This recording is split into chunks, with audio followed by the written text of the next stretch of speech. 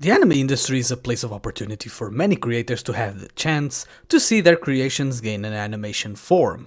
Some anime titles are created through original ideas from people that work directly in the so-called animation studios. However, in most cases, TV shows we see on a seasonal basis are adaptations from reading materials, in which I'm sure you are all aware of. Amongst many creators of these reading materials, one man has been stepping his game in the light novel and manga spectrums, in which he has become well known in the community, especially from one of his creations, and that individual is Nagatsuki Tappei. This man is the responsible for the creation of a certain infamous franchise that would grow to be a major success, and that is of course ReZero. He has also created the comedy anime show you have probably heard of, that being Isekai Quartet, and with his latest amazing piece of art that is currently airing, Vivai Fluorit's Eye Song.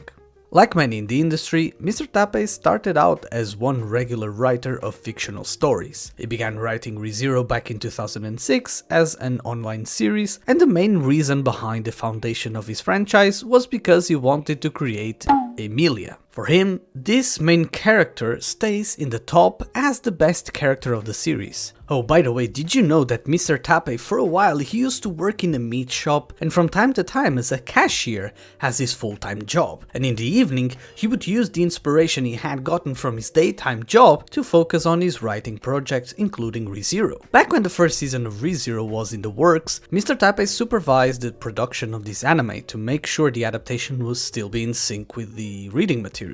When watching the anime adaptation for the first time, he would question some of the scenes, as he used to struggle visualizing some moments back when he was writing the story and the characters. As previously mentioned, ReZero was one of Mr. Tappei's successful stories, and lately with Vivai's adaptation, it is clear that his works are worth to praise. Receiving great reviews from his works is undoubtedly set the bar pretty high. I made a video entirely dedicated to the first season of ReZero if you wish to check it out, but very much like ReZero, Vivai has been receiving great reviews, with only 8 episodes in the record, and it isn't a coincidence that these two anime shows are doing really well. Even though ReZero's second season just ended recently, we were surprised with Mr. Tappei's latest creation, about the war between AIs and humans and how the main character, which is the very first AI that was ever created, tries to stop the course of events as a means to prevent that same war that is bound to occur 100 years in the future. But the question that should be asked here is,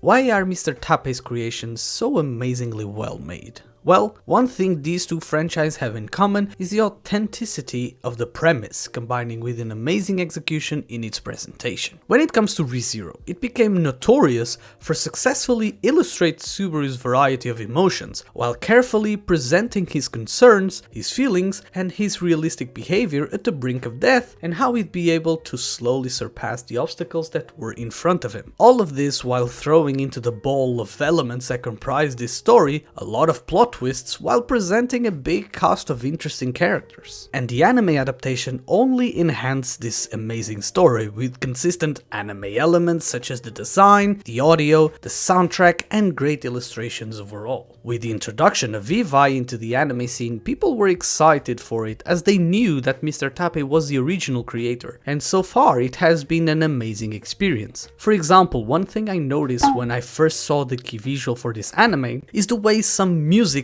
elements were illustrated, like the staves in the titles and the calligraphy from the title. It was even more intriguing once you noticed the background, with one side showing total chaos and the other one that seemed to be a pleasant and calm scenario.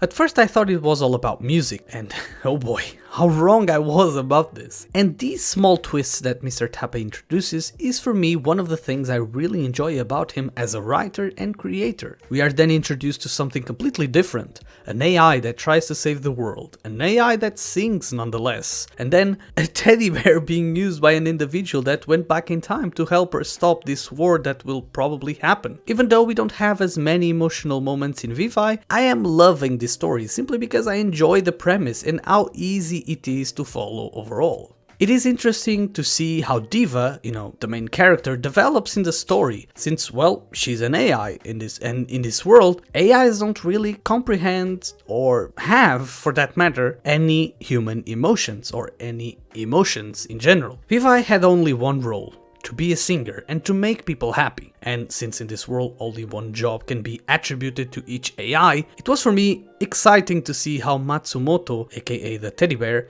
would quote-unquote persuade Diva to save the world, since it is part of making people happy. I believe the contrast between an AI, which inevitably tends to fall a little bit into the bland characterization, which, by the way, is part of Diva's development. It is also worth mentioning how this blandness is perfectly balanced with a teddy bear, since Matsumoto is, bottom line, a hilarious personality. He's full of jokes while also serving as the narrator of the course of events, and you will probably dislike him for talking too much, or you will love him, which for me is the case. Is hilarious, and it balances this contrast of personalities. Diva is obviously an AI, but it is very interesting how she likes to mention some subjects related to emotions, like the scene we saw with the doctor. And she tries to make sense of what for her is totally unknown and unthinkable to even feel. It is also worth mentioning how these two characters interact. As you already know, Vivai wants to make humans happy, and it is intriguing to see how Matsumoto needs to shape Vivai's perspective,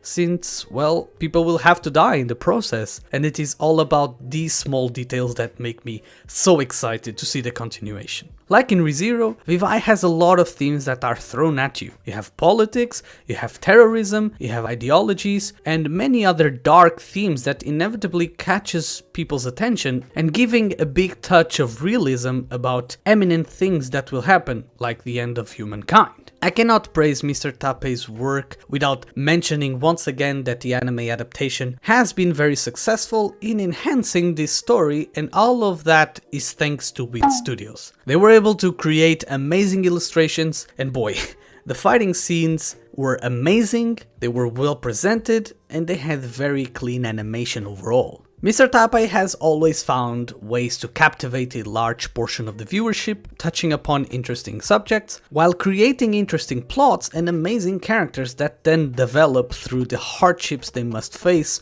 or through, well, external factors like Vivai and her journey to save the world that doesn't really affect her since she's an AI. This amazing writer is for me one of the best, and I'll be checking out the manga and try to depict this writer's style, and I cannot say this enough, I really appreciate the work he has to offer. And I recommend anyone who has not seen the anime of Vivai to start watching it if you haven't, because it is an amazing experience. Well, and that'll be it for today, guys. Thank you so much for watching. I apologize for uploading this late. I've been busy as hell, but I'll try to provide anime content as I've always been for this past year, because actually I am doing 1 year anniversary since I created this channel. So yeah, come a long way, and I'll plan on continuing to upload more content for you. But most importantly, don't forget to watch your daily dose of anime, because it's good for your brain and heart. Take care, and I'll see all my beloved weeps in the next video.